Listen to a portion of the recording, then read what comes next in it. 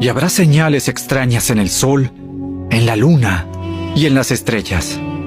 Y aquí en la tierra, las naciones del mundo estarán en caos, perplejas por los mares rugientes y las mareas extrañas.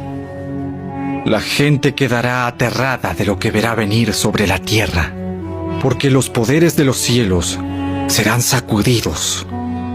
Entonces todos verán al Hijo del Hombre venir en una nube con poder y gran gloria.